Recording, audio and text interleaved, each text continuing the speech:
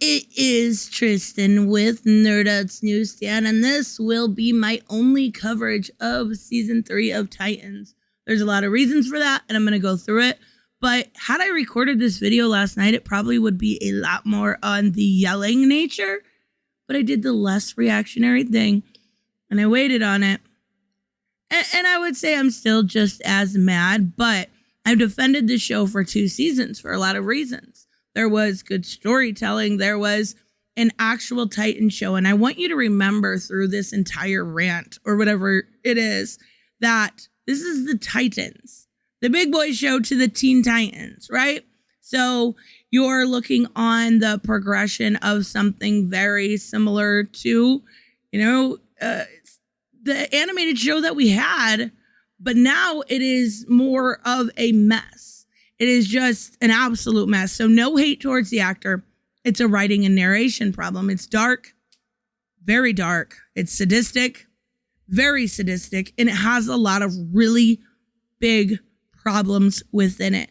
The fact that they took these characters known for 80 years and completely skewed them in the eye of Bruce and Jason and Hawk is absolutely a mess. Now, just the TLDR, you get a rundown of spoilers first. Spoilers.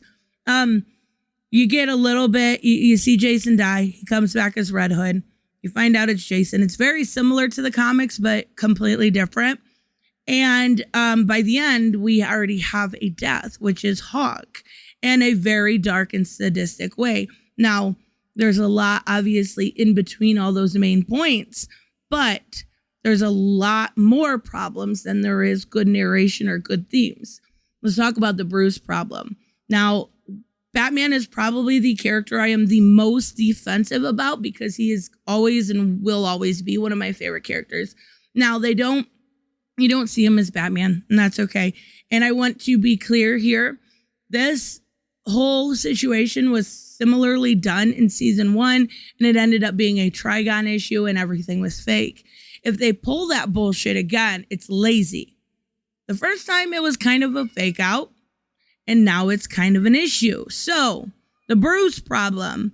This Bruce that is actually the actor was amazing before. He was probably one of my favorite, small screen character Bruces that I've ever seen. He did a great job with Nightwing. He did a great job in general. That is all gone. That is all gone. They make him a killer. That's a big deal. Bruce has one code, and that is not to become what he hates. He becomes a killer and he's so nonchalant about it. Oh, I bashed in his head. I bashed in the Joker's head. Here, Dick, take over Gotham. And he leaves. And it's lazy. I get they were trying to get Bruce out of Gotham, and I get that's what this was. But they could have went about it a very different way, in the fact that they so easily made Bruce a sadistic killer is an issue. Now let's talk a little bit about the timeline here, right? So Jason is killed by minute 4 in the first episode. You find out he is dead by minute 15 in the same first episode. And by minute 16, literally a minute later, Dick is smiling. Not a single tear was shed for Jason's death, unless you're Tim Drake. And we only see him briefly in the first episode, not to be seen again as of yet. Remember, there's only 3 episodes out. Bruce is looking for a new Robin in the first episode by minute 37. And you find out that Jason is Red Hood by the end of episode 2. All within 3 episodes. No good pacing, no good timing, none of that whatsoever. But to continue about the Bruce problem, he also has a problem where it seems like he's using these Robins as pets instead of as, Dick being his son. No, they're just pets. They're just objects. He can't do it alone. He's actually at one point begging Dick to come back as Robin. He's like a wet noodle. That's the only way I know how to describe him. But Bruce leaves Gotham, and he is now sort of a wanted man. I'm not sure. But regardless, he's a killer. So let's talk about the Jason problem. And I actually initially did like, I still do. I think the actor does a good job. Again, a nitpick, but he's a very small little kid. Like, I'm sure he's not a kid, but he's small. He's teeny tiny. To have him play the Red Hood character feels very underwhelming. But one thing Jason never did, one thing Jason would never do, is use children as pawns because of their innocence. It's exactly opposite.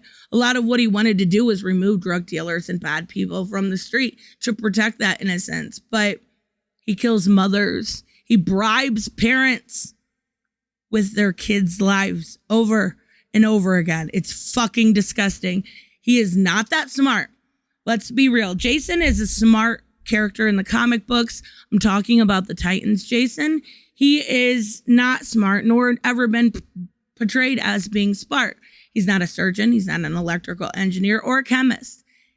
He likely, I'll call it now, likely teamed up with Scarecrow, who, you know, we would never see Jason using a subcutaneous lethal drug bump. That's just not Jason's jig, nor is he able to do something like use an EKG-dependent bomb placed within Hawk's pectoralis major. It's not Jason's jig. Nor could I see him using the Bird's opening, which was made famous by Henry Edward Berg. How are these things even characterized under somebody like Jason? It is a complete mischaracterization, and it's honestly, somebody's trying to have the theme of being witty and smart, and it's not the right character to do that on. Now, Jason in this is absolutely a full-blown psychopath. There is no redemption. None whatsoever. It is the abused becomes the abuser trope. And that is, it can be done well, but in this, it feels tired and it feels played out. There's no redemption. We talked about this with Suicide Squad. It's the Peacekeeper problem all over again. He literally uses children as pawns, has no problem killing single mothers. And he, and not only that, but by the end, he tricks Dawn into killing Dawn into killing Hank. And, yeah, that's not Jason. I'm sorry. It's absolutely not. And there's this whole family theme without a family the entire time. They keep drilling it home about a family without Bruce. Babs is rude in a second. We're going to talk about her in a second. Now, Hawk is dead in Dove's arms. Donna and Raven are in Themyscira. Gar and Connor are ignored. Priorities become skewed when families are at war.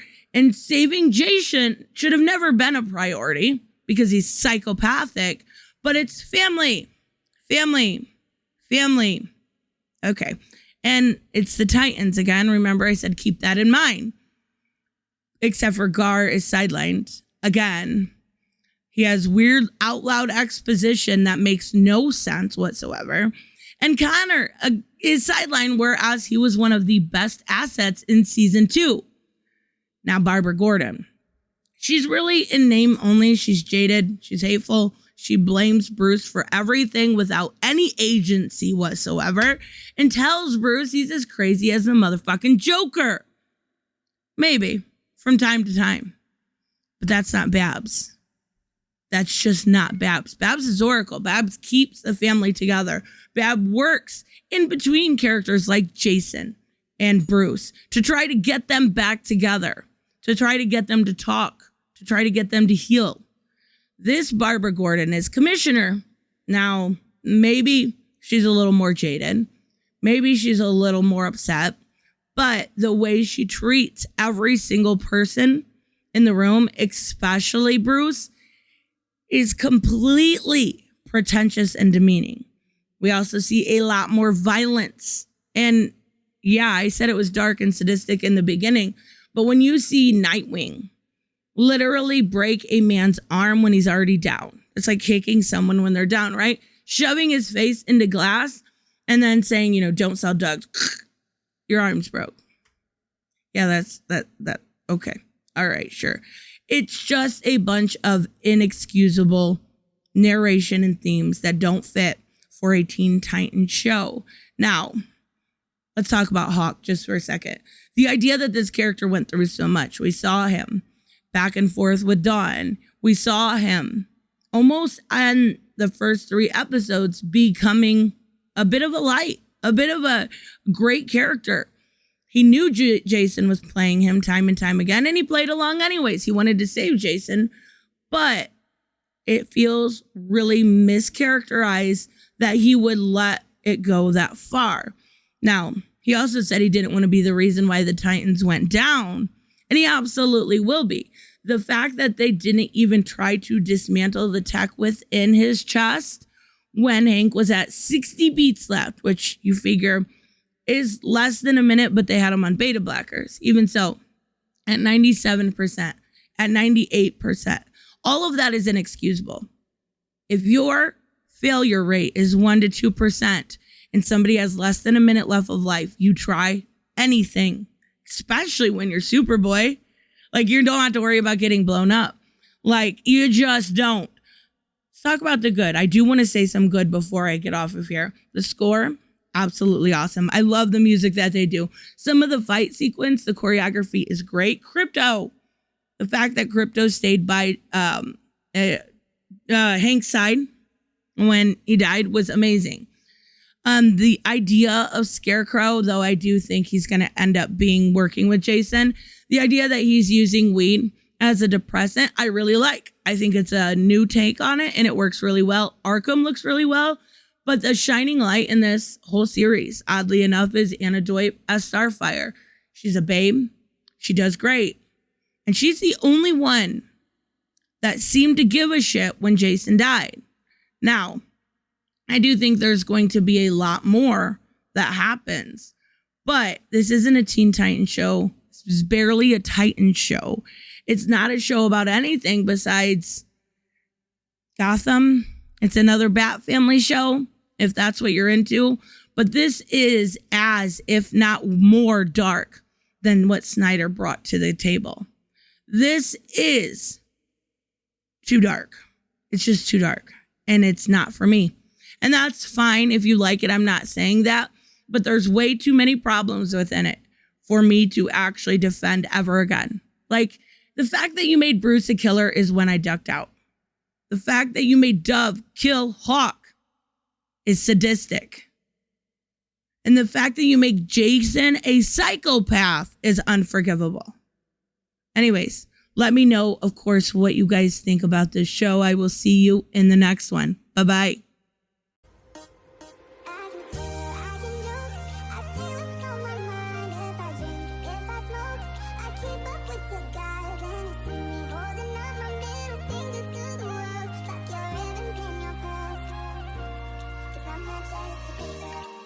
I'm more than just a picture. I'm a daughter and a sister.